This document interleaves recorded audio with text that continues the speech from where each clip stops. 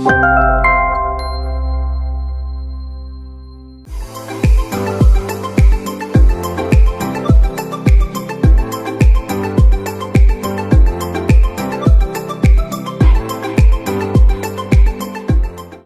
మన భారతదేశంలో వ్యవసాయ రంగం తర్వాత అత్యధికంగా ఉపాధి అవకాశాలు కల్పించే రంగం ఏదైనా ఉన్నది అంటే అది చేనేత రంగం.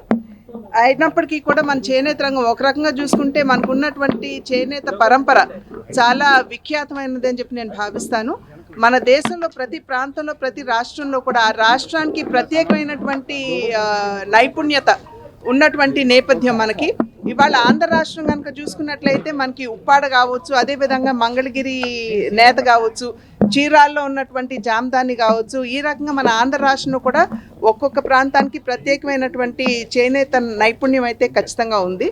అయితే ఈ చేనేత రంగం ఈ మధ్య కాలంలో అనేక సవాళ్లు ఎదుర్కొనేటువంటి విషయం మనందరికీ తెలుసు. అది డిజైన్స్ పరంగా కావచ్చు, అదేవిధంగా రుణాల పరంగా కావచ్చు, మార్కెటింగ్ పరంగా కావచ్చు, లేకపోతే అది రెమ్యూనరేటివ్ కాకపోవడం కావచ్చు, ఈ రకంగా అనేక సవాళ్ళని చేనేత రంగం ఎదుర్కొనేటువంటి విషయం కూడా మనందరికీ తెలుసు. అనాదిగా అది ప్రభుత్వాలు అటు కేంద్ర ప్రభుత్వం కావచ్చు, మరి అదేవిధంగా రాష్ట్రంలో ఉన్నటువంటి నాయకులు కావచ్చు, చేనేత రంగం ఎదుర్కొనేటువంటి సవాళ్ళని పరిష్కరించడానికి చాలా ప్రయత్నం చేసినప్పటికీ కూడా అది జటిలంగా ఉండేటువంటి సమస్యలు ఇంకా చాలా ఉన్నాయనేటువంటి నేపథ్యం.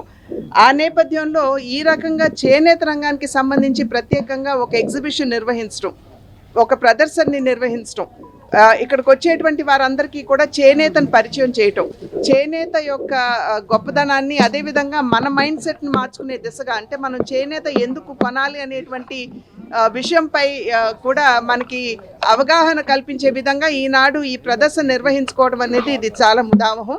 నేను ప్రత్యేకించి రజనీ యార్లగడ్డ గారిని నేను అభినందిస్తున్నాను. ఎందుకంటే వారు ఈ కార్యక్రమాన్ని చాలా ప్రతిష్టాత్మకంగా తీసుకుని వాళ్ళ విశాఖపట్నం నిర్వహించినందుకు వారిని నేను ప్రత్యేకంగా అభినందిస్తూ, ఒక పక్క చేనేతలకి సహాయంగా, అంటే ఇక్కడ సేల్ అయినటువంటి రుసుము అంతా కూడా చేనేతలకు వెళ్ళేటట్టు, అదేవిధంగా విశాఖ వాసులకి చేనేత యొక్క ప్రాధాన్యత ప్రాముఖ్యతని పరిచయం చేయడానికి ఈ రెండు కూడా వారు సమగ్రంగా ఈ రెండు విషయాలపై దృష్టి కేంద్రీకరిస్తూ ఈ ప్రదర్శనని ఇక్కడ నిర్వహించడం అనేది చాలా ముదావహంగా భావిస్తూ, విశాఖ వాసులందరికీ నేను మీ ద్వారా చేసుకునేటువంటి విజ్ఞప్తి, చేనేత రంగంపై దృష్టి సారించండి.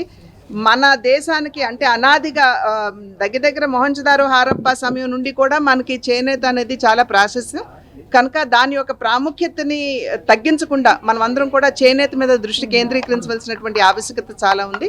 అదేవిధంగా రజనీ యార్లగడ్డ లాంటి వారు వచ్చి ఈ రకంగా చేనేత రంగానికి ప్రోత్సాహం కల్పించే దిశగా వారు చేస్తున్నటువంటి కృషిని కూడా మనం అందరం అభినందించాలి, ప్రోత్సహించాలి అని చెప్పి నేను చేస్తున్నటువంటి అభ్యర్థన.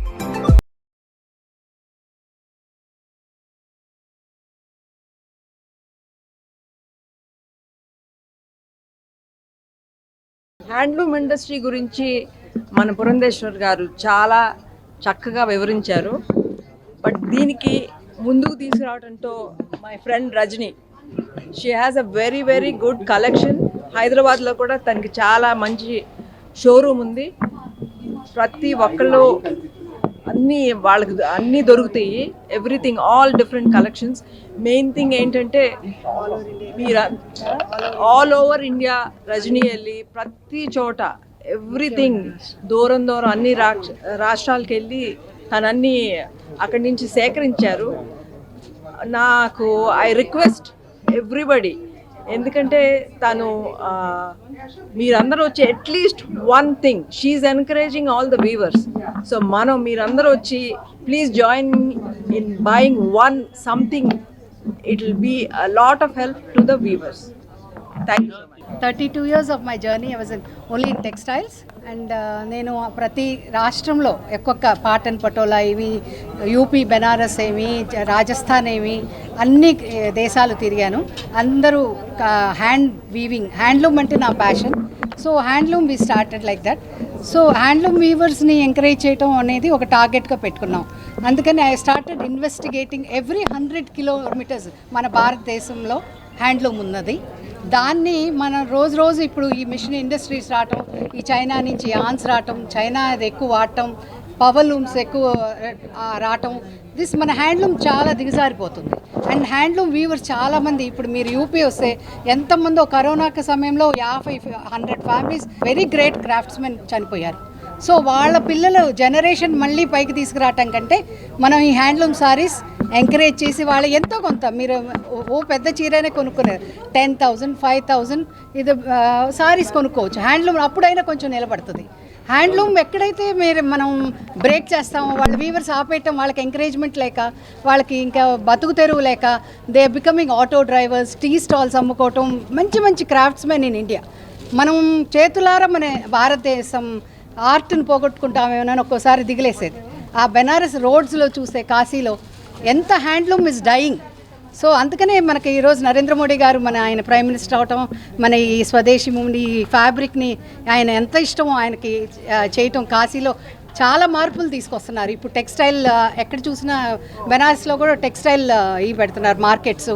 వాళ్ళకి ఒక పెద్దది కట్టిస్తున్నారు, ఒక పెద్ద మాల్ కట్టిస్తున్నారు.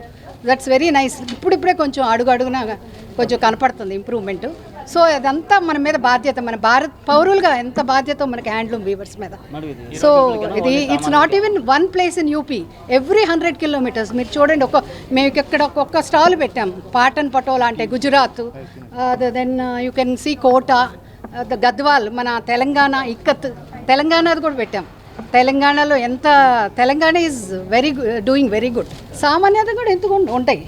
3,000లో మంగళగిరి పెట్టాం, అందుకని సామాన్యులకి 3,000 మంగళగిరి అందరూ కొంటున్నారు, అందరూ వేసుకుంటున్నారు. అది కూడా హ్యాండ్లూమ్. మనకి ఆంధ్రాలో అది ఇంకా హ్యాండ్లూమ్ ఆ రేంజ్లో సామాన్యులకి వేసుకునే రీతిలో ఉంటాయి అనమాట. మా ప్రింట్స్ ఉన్నాయి, మంగళగిరి ప్రింట్స్ ఉన్నాయి. మళ్ళీ ప్రింటెడ్ కూడా మేము ఛత్తీస్గఢ్ నుంచి తీసుకొచ్చి ఐ ప్రింట్ చేయిస్తున్నాం. దాంట్లో కూడా ఇన్నోవేటివ్ డిజైన్స్ చేసి ఆ రేంజ్ కూడా ఉంటాయి 5,000. బట్ ఏమవుతుందంటే ఇప్పుడు యాన్స్ పెదగటాన మన ఆ రేంజ్ ఎక్కువైపోయింది, అంతేగాని ఏదో ఈ స్థితికి ఉండదని. అందుకనే పవర్ లూమ్స్ ఎంటర్ అయినాయి. పవర్ లూమ్ ఏంటంటే 1 dayలో వచ్చేస్తుంది. సో హ్యాండ్లూమ్స్ అనేటప్పటికి minimum 1 week, maximum 3 months 6 months, it goes according to the Weaver.